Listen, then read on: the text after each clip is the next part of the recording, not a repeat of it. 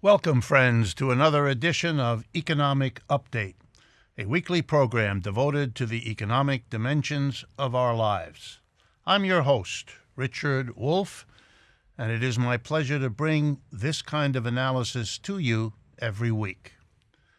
Before jumping into our topics for today, I want to make clear to everybody that the initiative taken last year by public school teachers in half a dozen states, all of which had been won by Mr. Trump, but all of which were showing that public employees, particularly teachers, are not going to accept the destruction of public services, the damaging of a whole generation of school kids, and the disrespect to teachers by providing them low salaries and inadequate money to be a good teacher, which is what they want, that this is spreading. That earlier in the year, the Los Angeles public school teachers had a successful strike, and then the Denver, Colorado teachers took up the banner. It is spreading all over the United States. It's long overdue, and I want to tip my hat to all of the creative and powerfully courageous teachers that are leading these kinds of improvements in society, not waiting for political leaderships that have failed once again to do their job. The theme for today is a little unusual, perhaps. It's a kind of discussion of the glaring differences between what's actually going on in the economy and what the media and the public conversations have to say about it. So let me start with what is in perhaps one way the most glaring. In recent weeks, there was one of the greatest demonstrations in the history of the world. And if it's surprising you, that's my point. Something isn't working. 1 million people, you heard me right, 1 million people marched in Kolkata, used to be called Calcutta, marched against the Modi government there, marched against the neoliberalism that has been the dominant policy for India, a policy worsening the already extreme poverty and inequality that society suffers. The movement was led also by the following organization, the Communist Party of India - Marxist. Maybe that's why you couldn't get much coverage. Maybe it was too difficult to understand that a communist party mobilized 1 million people in a major city. But whatever the reasons, it means that people around the world, particularly people in the United States, are simply unaware of the kinds of conflict and what the issues are building in other societies. It's hard not to come up then with the conclusion that it will have to be some scandalous event, some explosive moment that'll finally get the media's attention, and then the media, the reporters and the editors, they won't know very well how to evaluate any of this. And as if this weren't the only example, there are so many others. Venezuela, yes, they have all kinds of crises now, but we haven't been told for a long time what is the meaning of an economic system like Venezuela's dependent on oil. A society, a monoculture, we used to call it in economics, whose fortunes rise and fall with the price and trading conditions of one item, rather than having a diversified, balanced economy. What is the result of a revolutionary socialist government, Hugo Chavez, trying to change a society that has, for 200 years, been polarized between a tiny group of wealthy folks at the top and a small middle class and a vast poverty-stricken population, both rural and urban? What happens when you try to change directions? What kinds of opposition And then how does all of that interact with the American foreign policy since 1830's Declaration of Manifest Destiny, being the United States is in control of the Western Hemisphere? How does that all play? None of it. We're given just bits, maybe of violence in the street. I could go on, not understanding what led to the Yellow Vest movement in France, what led to the extreme right-wing government in Hungary, what are the conflicts, all of that's left out. So I want to complain to all of you that we have a press that does not deal with so much, that when it finally deals with something, it deals with it with a level of ignorance about what's going on that's painful. Next example. We've had two grotesque examples in the last year of corporations, big ones, playing us as the citizens in a way that's really unconscionable. The first was the Foxconn deal. Foxconn was going to build an immense factory in Wisconsin through a deal they made with the then Governor Walker, who should be famous, Republican governor, and with Mr. Trump's blessing. It was to be an example of foreign companies coming here to establish manufacturing and get manufacturing going again. Lots of PR, lots of hoopla. The second example was Amazon's search for a second headquarters. And they finally ended up with one in Queens, part of New York City, and another one in Crystal City, Virginia. In both cases, and here's the big point, in both cases, lots of PR covered by the media about how the jobs they were going to bring, with a secondary focus on the billions, with a B, the billions of dollars in subsidies Foxconn was going to get from Wisconsin, and Amazon was going to get from the city and state of New York, and from the state of Virginia, and from the city, Crystal City there. Well, they're all falling apart. They're all in doubt. The Foxconn deal now looks much smaller. It's not altogether clear how much of the subsidy they already got, will get, for what pared down for. What's going on here is horrible. Billions and billions of dollars of subsidy mean that money is not available to provide the public schools and to maintain the roads and do the things that Wisconsin needs, and the same is true in New York and Virginia. These are boondoggles, and the public relations flurry, and the politicians trot it out to say how wonderful it is that jobs are coming. When you sit down and you do the arithmetic, the jobs are few, the number of new jobs fewer still, and when you calculate the amount of billions given to them, this is the most expensive program for jobs ever seen, and no reasonable person would be in support of it. Real estate interests like it. Politicians love the attention. It looks real good for Cuomo, for Trump, and even for de Blasio. But this is a bad deal worked out in the back rooms, costing the people of our country enormous amounts of money that could much better be used elsewhere. Here's another one. SunTrust and BBT, two huge regional banks, are merging to become, if I remember, the 7th or 8th largest bank in the United States. What are they doing? Well, here's the joke, if you think it's funny. After the crash of 2008, one of the biggest slogans of the time was, "Our banks are too big to fail." What did that mean? Well, that was a ploy of the banks. They went to the government to bail them out, since all of them were bankrupt. All of them could not meet their demands. Their liabilities exceeded their assets. They were bankrupt, in fact. So they went to the government to bail them out. The government hesitated.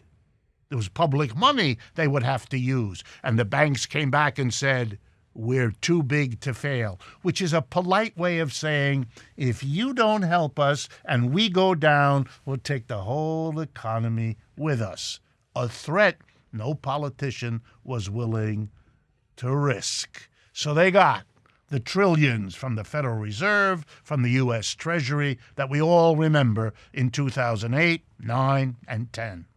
Well, as this merger of the SunTrust and the BBT banks shows, it's a continuing story.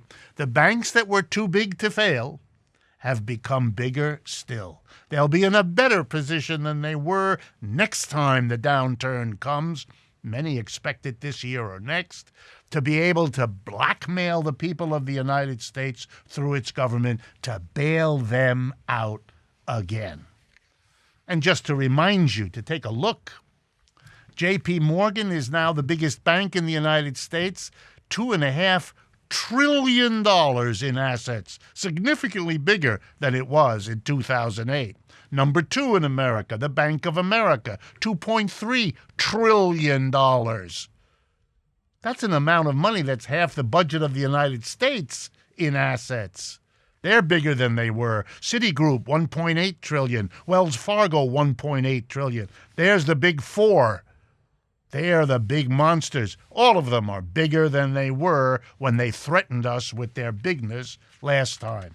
Something we ought to think about more than we do. And my last update for today, President Trump's State of the Union speech, where he boasted about 500,000 jobs added in manufacturing. I'm not going to quarrel with his numbers. Others have done that. It's easy to do. He's very loosey-goosey when he uses numbers in ways everybody who pays attention knows. But here are some of the facts he didn't tell you about, just to be clear. In 1950, the United States had 15 million manufacturing jobs. Today it has 8.5. That's right. Over the last 60, 70 years, we have lost roughly half the manufacturing jobs we once had. The line is a straight line down. But worse, in 1950, manufacturing was 30% of the labor force. Today, it's 8.5% of the labor force. Come on, folks.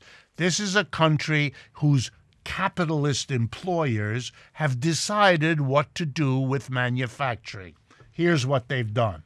1, they moved the jobs out of the United States in order to pay lower wages. Number 2, they automated the jobs. They substituted machines, computers, robots, whatever, to get rid of those workers. Manufacturing output is up. Manufacturing employment goes into the toilet, and nothing Mr. Trump promises has happened, and nothing Mr. Obama, who made the same promise about manufacturing, that didn't work out either.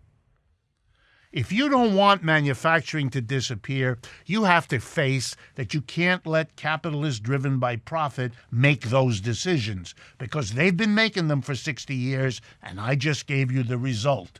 And the rest of Mr. Trump's speech was just so much warm air. Well, we've come to the end of the first half of our show.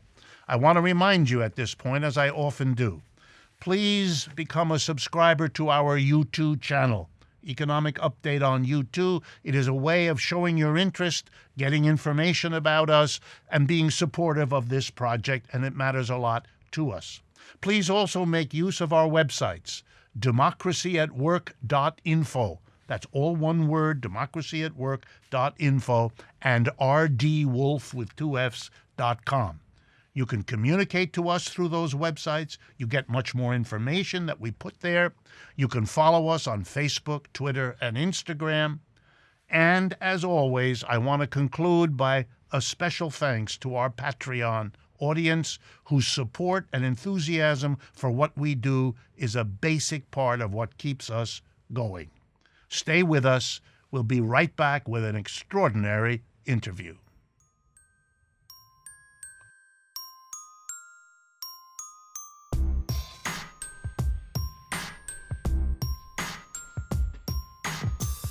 Welcome back, friends, to the second half of today's Economic Update. It is with pride and pleasure that I welcome today Lee Camp. He's the host and head writer of the hit comedy news show Redacted Tonight on RT America. It's a program I've watched many times to enjoy not just the news, which is real and serious, but the delivery, the way in which the ironies of all of it are brought forward. It's a way of presenting the news that is part of why I asked Lee to join us today. He's also the creator of the popular YouTube program called Moment of Clarity, and he's an author of the book by the same name. I learned recently that he's a former contributor to the Onion newspaper that has brought humor to so much of America and to the news that so badly needs it. And he's also a former humor writer for the Huffington Post. Lee, thank you very, very much for joining us. Thanks for having me. I should add that George Carlin, another comedian I've admired all my life, his daughter Kelly called him one of the few comics these days keeping her father's style and delivery going in American culture, and if nothing else, that alone would recommend him. So thanks for joining us. Thank you so much. I'm looking forward to explaining economics to you. Good, Professor. good. I need it. I need it. You mix comedy and news. Redacted Tonight is famous for that. Tell me why you do that and whether that mixture works, and if so, how. Tell me about this magical mix of humor and news.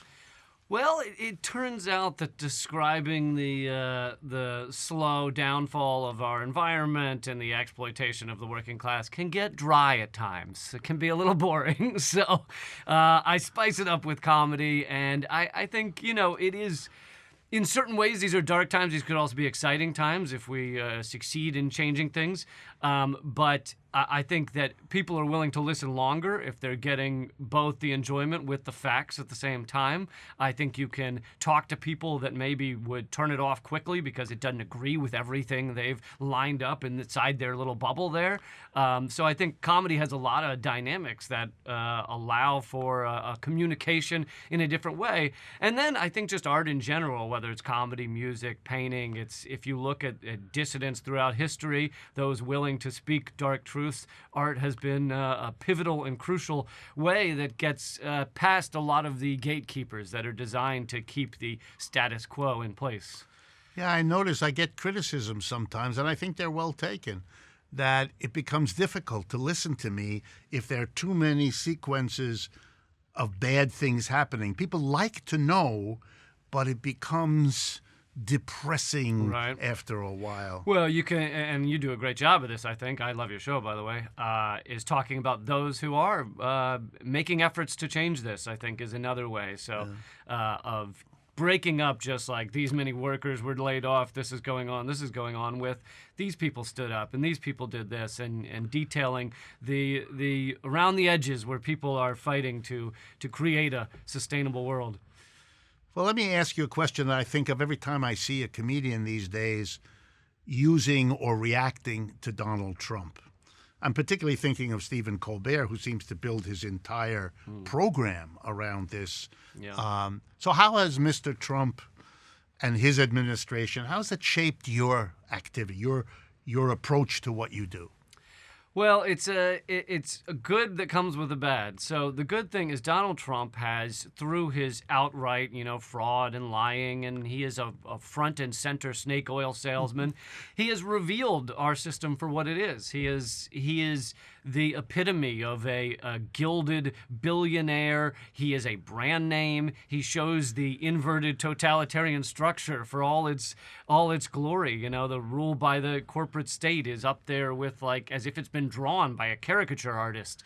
And so in that way, he's revealed our system, which makes, I think, explaining it to a lot of people much easier. You don't have the slick talk. You have a liar. You have, someone who is just called out, and his administration too have kind of laid bare the system. So in that way, I think it makes my job easier in a sense. The other side, the bad side, is that he is a shiny object where if you're just pointing at him and laughing at him, then you're not seeing the system for what it really is. You're just putting it on one man, which I think is where a lot of the comedy news, but also talking heads in general, are failing, some intentionally. I think our mainstream media wants to use that to cover up the deeper flaws in our structure. So if you just point at Trump and say, look how dumb he is, look how orange he is, look at this, look at that, you're not looking at the 90% of the system that basically our two corporate parties agree on. You're not looking at Wall Street. You're not looking at climate change. You're just talking about the latest tweet. So he can be a shiny... Cuts both ways. Cuts both ways. And it can be a jingling of the keys. Look over here, and a lot of America will do it. And also, he really is a key jingler. The endless tweets are kind of, you can't even get into the critique of the first thing he says. He's already on to 6 more, and you've lost it. And it's a kind of it's almost hypnotic in a kind of way that... And he knows how to do those tweets when there's something he wants to cover up or when something's going bad for him or the system as a whole. Hey, look at this crazy tweet I just posted. And the media will, do exactly that. It keeps reminding me of that famous real estate agent who takes you to look at an apartment, and you're looking around and you notice behind the couch a whole row of mousetraps, which lets you know. And he sees your face. He registers, and he immediately starts talking about the view out the window so that you don't proceed by asking why are there, this is an endless hustle for one goal: sell the apartment or rent the apartment.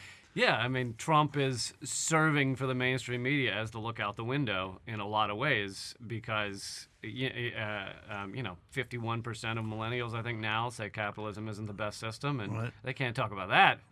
Surely not. He was desperate with that State of the Union speech to dismiss socialism, but in the way giving a vent to the fact he's alarmed. He used the word alarmed by it all. Mm-hmm. All right, you often in your humor and in your news program talk about the economy. You're already unusual. One of the reasons I started watching was I was drawn that here is someone who's actually taking seriously that the economy is a problem, not this or that detail, but the system as a whole. How do you sense where the American economy is? When you make your humor, you write it, because you write all your stuff yourself. Mm-hmm. What is it about, where do you think that economy is going so that you shape your humor to deal with that? Well, I just wake up in the morning and I just listen to your show, and that's it. No, I think we're in late stage capitalism, and I think that you can see it. You can see everything's fraying around the edges. You can see the environment collapsing around us. You have 50% of all wildlife killed in the past 40 years. We just can't sustain, and earlier I said these are dire times, but they also could be times of great change and great ability to get us to a more sustainable future, because it's like the need for change is being punched into our face now. You can't deny it. You can't look away. People can drive down the road and know they never see a mammal bigger than this. They can look around and see. And so to me, that has to, I want that to be at some piece in each episode of Redacted Tonight. I want to talk about where this is, where our fading empire is, and where it's going. Because if I spend all day on the soap opera of politics, I think we're missing out on what we need to be caring about and the steps we need to take to make that change. Yeah, I've been saying to myself, and a little bit publicly, having been a critic of capitalism for a pretty long time, this is really the first time in my life that I have the sense it's falling apart. Mm-hmm. It's not a system that needs criticism alone. It's a system that needs criticism in part because we are in that delicate moment where if we don't do something, it's going to take us down with it. Yeah, and And you're seeing that even small criticism is alarming to these the gilded elite who are trying to entrench this system, trying to hang on to it. Because when you have a rocky structure, all it takes is a little push to make it fall over. Whereas if this was going great, if this was humming along and workers were treated right and everything, they wouldn't need to worry about it. They wouldn't need to worry about a little push. You know? Big item in the news. I want just your gut reaction. Venezuela. Mm-hmm. We're being told everything from the sky is falling to freedom is at stake to here's another proof that socialism doesn't work. It kind of makes your head spin. A little country in a corner of a part of the world getting this kind of play. What are you going to do with this, with your comedy? Well, let me ask you, how many CIA-backed coups would it take for you to realize socialism doesn't work? That's all right? right. That's what I want to know. Good question. Good question. I mean, you can look at our lists of times we've gotten involved in countries, and how often do we really help the country? How often do they end up just great, and our democracy bombs just fix everything? You can look at recent examples of Libya and Iraq and Afghanistan and say, how much better off are these people because we bombed them or we sanctions that, cut medicine from people. So it's the same in Venezuela right now. And really, there are three things that make us want to very much topple a government. One is socialist, throwing off the capitalist chains very much scares us. We see that with our endless hatred of Cuba and everything, and embargo of Cuba. Two is dropping the dollar, which Venezuela has done. And the third is oil. And Venezuela has the largest oil reserves of any country right now. And so we're doing it again. And if you look at it, it's just so laughable. And as I said earlier, the mask has come off with Trump and the Trump administration. John Bolton said on Fox News that we want to go into Venezuela because we want the oil. He said this would be a great opportunity for American companies to get that oil. And it's amazing that they can't even sustain the guise of this is humanitarian somehow. It's not. The people, there are shortages of certain foods in Venezuela right now because of our sanctions, largely because of how troubled their economy is. But people aren't, there's still food on the shelves. People aren't starving. There are certain foods missing. And so it's ridiculous. And 80% of the country had never heard of Juan Guaido until Trump announced him as the president of Venezuela. It's a laughable attempt. It's amazing to me also that the debate is really between the Republican Bolton types who like almost the naughtiness of saying it the way it is. Mm-hmm. Kind of goes back to your earlier point. It's all on display by these guys. Mm-hmm. Whereas in the past, we've had the polish of some Harvard-trained character babbling about freedom, democracy, and everything else while doing exactly the same thing. Right. All right, final question we have time for. Given your program, given everything you see, what's your sense of the American people's openness to thinking critically about capitalism, to thinking of alternative economic systems, to really beginning to take seriously the notion that there could be and there should be pretty basic change? What's your feel? Your gut is what I'm looking for. Yeah, I think it's far more. I think the American people are far more open to it than they used to be, even in my short lifespan. As I said earlier, I think some studies showed 51% of millennials don't believe capitalism is the best system. I think that we've seen what endless greed has brought us, and it's not happiness. It's not even people that have achieved the success that are incredibly wealthy. I think there's a lot of depression on that level as well. So and I think that the younger generations really get that and really understand that. And I just put out a new stand-up comedy special, and in that I talk about how the different groups that are all fighting to change this should be working together and realize this is all under one umbrella. It is under this umbrella of we are fighting against endless consumerism, endless materialism that is all part of an unfettered capitalist system. Lee, thank you very, very much for joining us. Thank all of you also. This is another way that Lee has developed of getting these kinds of ideas across. I think of him as a collaborator, a colleague, somebody who really reflects the kinds of impulses that we try to bring to the fore. Thank you very much for joining us, and I look forward to speaking with you again next week.